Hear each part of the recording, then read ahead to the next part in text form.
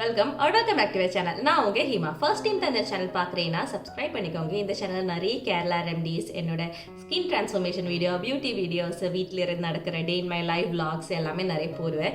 அதே மாதிரி இன்ஸ்டாகிராமில் நான் வந்துட்டு ஸ்டைலிங் டிப்ஸ் எல்லாம் போட்டுகிட்டு இருக்கோம்.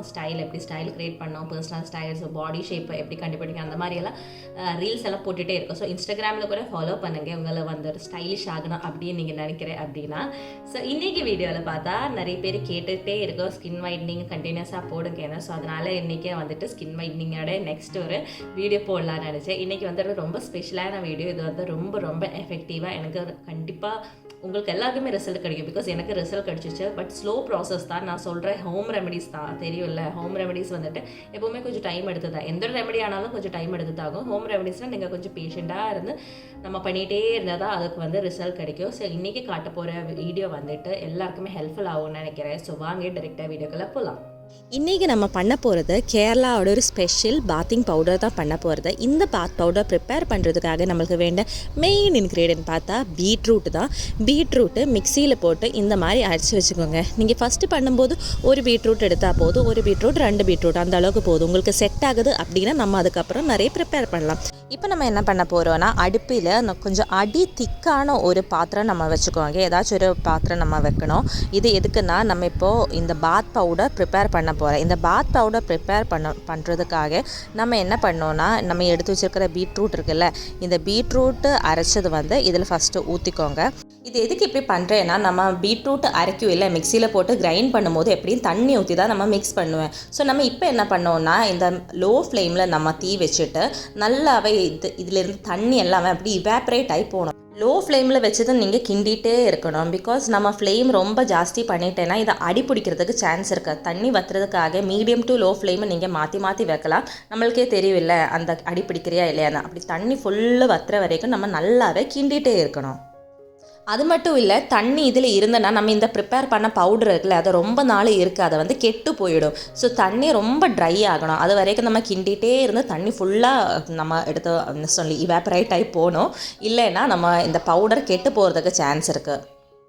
இப்போ பாருங்கள், ஆல்மோஸ்ட்டு தண்ணி எல்லாமே வற்றிடுச்சு. ஆனால் இன்னுமே நல்லா வற்றணும். நான் எடுத்துகிட்டே இருக்கும்போது கொஞ்சம் கிளிப்பு வந்துட்டு பாஸ் ஆகிடுச்சு. ஸோ என்னால் கொஞ்சம் எடுக்க முடியல. இப்போ என்ன பண்ணிட்டேன்னா, தண்ணி வற்றினதுக்கப்புறம் நான் இது கொஞ்சம் அரிசி பொடி எடுத்துட்டேன். ஒரு கால் கிளாஸு அரிசி பொடி இருக்குல்ல, ரைஸ் ஃப்ளார் எடுத்துகிட்டு இது கூட ஆட் பண்ணி நல்லாவே மிக்ஸ் பண்ணிட்டேன். தண்ணி நல்லா வட்டினதுக்கு அப்புறம் தான் இது போட்டது. பட் ஸ்டில் அந்த பீட்ரூட்லேயே வந்துட்டு கொஞ்சம் அப்படி வெட்டாக அப்படி சோக்டாக இருக்கும்ல, ஸோ அது போக மாட்டேன். அதனால தான் நம்ம இந்த ரைஸ் பவுடர் போடும்போது இப்படி கட்டையாக இருக்கும். நம்ம புட்டுக்கெல்லாம் பொடி போடுவோம்ல, இந்த புட்டு பொடி அந்த மாதிரி இருக்கும், புட்டு பவுடர் மாதிரி இருக்கும். ஸோ நம்ம என்ன பண்ணோன்னா, இந்த அரிசி பொடி போட்டுட்டு இந்த மாதிரி நல்லா கிண்டி உடச்சி வேணும். ரைஸ் ஃப்ளோர் ஒரே அடியாக ஆட் பண்ணாமல் கொஞ்சமாக ஆட் பண்ணி நீங்கள் கிண்டிகிட்டே இருங்க. நான் வந்து பாருங்கள் ஸ்டவ் ஆஃப் பண்ணிட்டேன். பிகாஸ் ஆல்ரெடி இது வந்து நல்லா சூடாகிடுச்சு. ஸோ நம்ம இன்னுமே ஹீட் பண்ணிகிட்டே இருந்தோன்னா ரொம்ப சுட்டிடும், அந்த அடி பிடிச்சிடும் அந்த பீட்ரூட் எல்லாமே. அதனால் நான் ஆஃப் பண்ணிவிட்டு அந்த இருக்கிற சூடிலே வந்துட்டு இது பண்ணிகிட்ருக்கு. ஸோ நல்லாவே உடச்சி விடுங்க. விட்டதுக்கப்புறம் அந்த ஹீட்டெல்லாம் கொஞ்சம் ஆறும் இல்லை, அந்த ஹீட்டை அப்படியே ஆறும்போது நம்ம கை வச்சுட்டே அப்படியே உடைக்கலாம். நம்ம புட்டெல்லாம் பண்ணும்போது அப்படி தான் வீட்டிலலாம் அம்மா எல்லாம் பண்ணும் இல்லை, புட்டு பொடி குறைச்சதுக்கப்புறம் அந்த இருக்கிறத உடச்சி விடுவேன். அதே மாதிரி இதுவுமே வந்துட்டு நல்லாவே உடச்சி நம்ம கை வச்சுட்டு அப்படி விடுங்க. நல்லா பவுடர் கன்சிஸ்டன்சியில் வரும். பாருங்கள், நல்லா உடச்சி விட்டதுக்கப்புறம் இந்த மாதிரி வரும். இதை நீங்கள் வந்துட்டு ஒரு ஃபில்டர் வச்சுட்டு ஃபில்டர் பண்ணி ஜஸ்ட்டு பவுடராக கூட எடுக்கலாம். இல்லைன்னா இது பாத் பவுடராக தான் யூஸ் பண்ண போகிறேன் அப்படின்னா நீங்கள் இப்படி கூட யூஸ் பண்ணலாம். ஒரு டப்பாவில் மட்டும் ஸ்டோர் பண்ணி வச்சா போதும். நீங்கள் ஃபேஸில் போடுற அப்படின்னா கண்டிப்பாக ஃபில்டர் பண்ணி எடுத்துக்கோங்க. பிகாஸ் அப்போ தான் கரெக்டு கன்சிஸ்டன்சியாக இருக்கும். பாத் பவுடராக இதை யூஸ் பண்ணுறேன்னா இந்த மாதிரியே இருந்தால் போதும். இந்த மாதிரி பிங்க் கலரில் வரும். ஸோ அந்த அரிசி பொடி போடும்போதும் நீங்கள் இந்த கலர் மட்டும் ஞாபகம் வச்சுக்கோங்க. ஒரு 1/4 கிளாஸ் தான் எடுக்கிறேன். கொஞ்சமாக ஆட் பண்ணி மிக்ஸ் பண்ணி நல்லா கிண்டி அந்த பவுடராக அப்படி உடச்சி விட்டு இந்த ஒரு கன்சிஸ்டன்சி தான் வேணும். இந்த பவுடர் மட்டும் நீங்கள் டெய்லி போட்டு பாருங்கள். இந்த பவுடர் நீங்கள் குளிக்கும்போது சோப்பே வேண்டாம், இந்த பவுடர் வச்சு நீங்கள் குளிச்சு பாருங்கள். ரொம்ப ஹெல்ப்ஃபுல்லாக இருக்கும். ஒரு 30 டேஸ் நீங்கள் கண்டிப்பாக யூஸ் பண்ணி பாருங்கள். பிகாஸ் ஃபர்ஸ்ட் டைம் தான் நீங்கள் யூஸ் பண்ண போகிறேன் இல்லையா. ஸோ 30 டேஸ் இது மட்டும் யூஸ் பண்ணி பாருங்கள். சூப்பராக ஒரு ரிசல்ட் கிடைக்கும். ஸோ நான் இப்போ இதை என்ன பண்ண போகிறேன்னா, இது ஒரு குட்டியான ஒரு டப்பாவில் வந்துட்டு ஸ்டோர் பண்ணி வைக்க போகிறேன். நீங்கள் இந்த டப்பா அப்படியே வந்துட்டு பாத்ரூமில் வச்சுக்கோங்க. குளிக்கும்போது ஒரு பவுலில் கொஞ்சம் பவுடர் எடுத்து கொஞ்சம் தண்ணி அதில் மிக்ஸ் பண்ணி இந்த மாதிரி நல்லா ஸ்க்ரப் பண்ணி வாஷ் பண்ணுங்கள். பாடி ஃபுல்லாக வாஷ் பண்ணுங்கள். ஸ்பெஷலி டேன் இருக்கிற ஏரியாவில் ஸ்பெஷலி இந்த மாதிரி நல்லாவே மசாஜ் பண்ணி 30 days நீங்கள் வாஷ் பண்ணுங்கள். ரொம்ப சூப்பரான ரிசல்ட் உங்களுக்கு கிடைக்கும். இது வந்து நான் கேரண்டி. ஸோ கண்டிப்பாக இதை ட்ரை பண்ணி பாருங்கள். ஸோ இது வந்துட்டு நீங்கள் கண்டினியூஸாக போட்டுகிட்டே இருக்கணும். கொஞ்சம் டேஸ் போட்டுட்டு நீங்கள் ஸ்டாப் பண்ணாதீங்க. நிறைய பேர் என்னோட ரெமடிஸ் யூஸ் பண்ணிவிட்டு நல்லா ரிசல்ட் கிடைக்குதுன்னு சொல்லுவேன்.